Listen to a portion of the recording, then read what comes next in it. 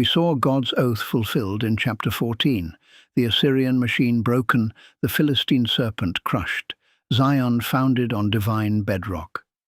From the cliffs of Jerusalem, the prophet looks east, across the Dead Sea to the plateau of Moab, where another civilization is about to vanish from history. Isaiah is a book written in the ink of collapsing empires, a record of history moving in cycles of pride and collapse. Beneath the geography lies a spiritual diagnosis, the isolation of pride. Moab was born from the house of Lot, a man saved only by the hospitality of Abraham. Yet Moab grew into a nation that defined itself by the refusal of hospitality. They closed their hearts to the very source of their own survival, believing their wealth and their walls were self-generated. When a nation cuts itself off from the flow of mercy, it becomes a Kelipah, a hollow husk, destined to shatter. We open at verse 1, a nightmare in total darkness. A prophecy against Moab. Ar in Moab is ruined, destroyed in a night. Kir in Moab is ruined, destroyed in a night. The fall of a nation often starts with a single unexpected breach. In Hebrew, these names tell the whole story. Ar means the city, the center of their economy. Kir means the wall or the fortress, the heart of their military. Both were leveled in a single night. Isaiah uses the word nigdad, cut down, shattered, silenced. Today we look at the historical mirror of this silence, Carthage.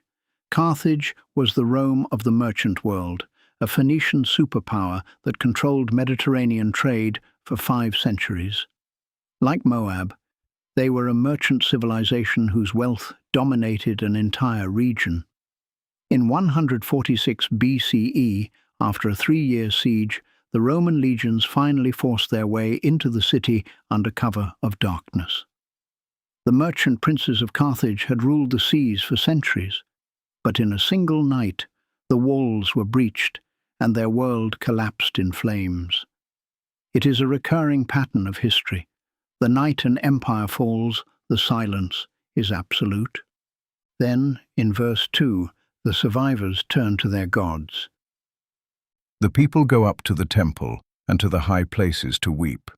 Moab wails over Nebo and Medeba. Every head is shaved bald, and every beard is cut off.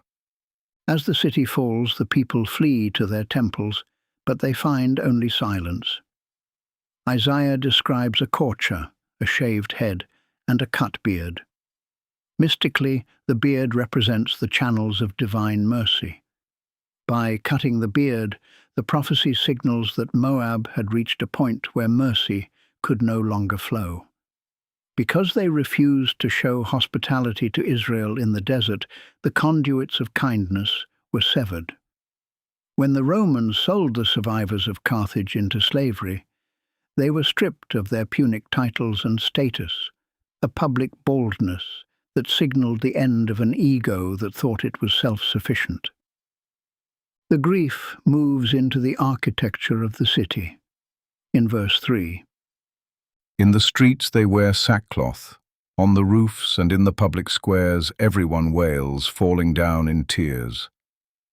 this is the battle for the rooftops. Isaiah's description of Yelalah, a visceral, gut-wrenching wailing, was the literal reality of the Punic urban war. In the final 6 days of Carthage, the Romans fought house to house, and the Carthaginians threw stones from their 6-story roofs.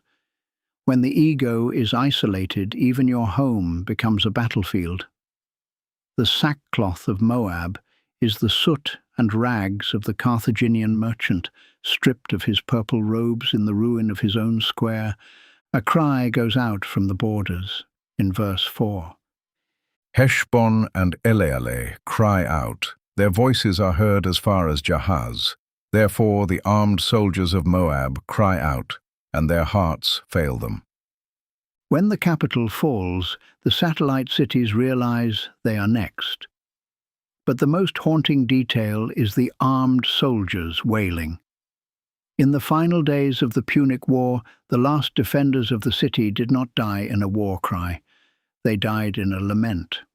When the spiritual root is dead, the physical strength of the mighty man dissolves into thin air. In verse 5, the observer is overwhelmed by the tragedy. Isaiah suddenly stops speaking as a judge and begins speaking as a witness. My heart cries out for Moab. Her fugitives flee as far as Zoar, like a 3-year-old heifer. They go up the slope of Luhith, weeping as they go. On the road to Horonaim, they lament their destruction. Why does the prophet's heart cry out for an enemy like Moab?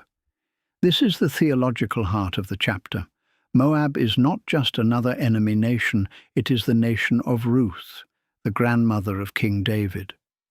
Inside Moab's history lies the seed of Israel's future redemption. Ruth is the antidote to Moabite pride.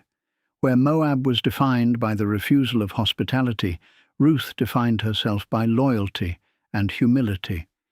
To reveal the Ruth inside, the husk of the Moabite empire had to be stripped away. The land itself begins to die. In verse 6, The waters of Nimrim are dried up and the grass is withered. The vegetation is gone and nothing green is left. this is the ecological erasure of a civilization. In Moab, the springs were stopped up. In Carthage, the Romans cut the massive aqueducts and cisterns. After Carthage was leveled, Roman writers later said the land itself was cursed so that nothing would grow again. When a culture refuses to water others with kindness, its own springs eventually run dry, an ecological wound repeated in many of history's final sieges, where the earth itself is made to share the judgment of the city. The survivors try to save what they have built. In verse 7. So the wealth they have acquired and stored up they carry away over the valley of the willows. Moab was a nation of traders, and their first instinct was to save their abundance. But wealth becomes a burden when you are fleeing for your life. In the final breach of Carthage, the citizens tried to flee to the citadel with their jewels and gold coins. But wealth that is gathered in pride has no feet to carry it across the border of judgment. Most of that wealth was seized by Roman soldiers as plunder. The encirclement is complete. In verse 8. The cry echoes along the border of Moab. Its wailing reaches as far as Eglaim and Beer Elim. To block the Carthaginian harbour, the Romans sealed it and surrounded the city with massive siege walls, sealing the trap completely. Pride creates a closed circle where no one can enter, and in the end, that circle becomes a prison where no one can leave. The final massacre begins in verse 9.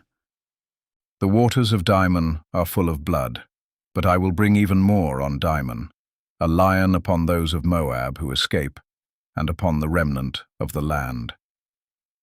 Isaiah hides a chilling pun inside the geography itself. The name Dimon sounds like the Hebrew word dam, meaning blood, the waters of blood. In the final 6 days, blood literally ran down the steep streets of Carthage and into the harbour. The judgment was iterative. First the city, then the fire, then the salt, and finally the hunting of the remnant by the Roman lions. The cycle of the night has finished its work. From the shock of the first breach to the systematic erasure of the people, the burden is complete.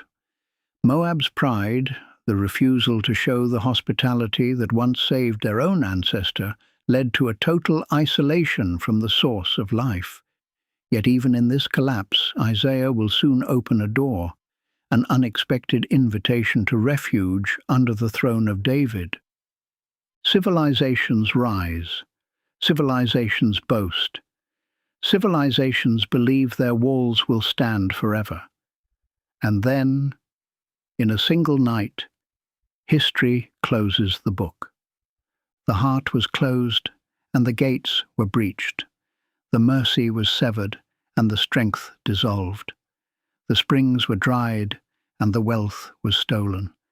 The blood filled the waters of Dimon, and the lion came for what remained. Moab stood on the sand of its own isolation, but the true refuge is built on the rock.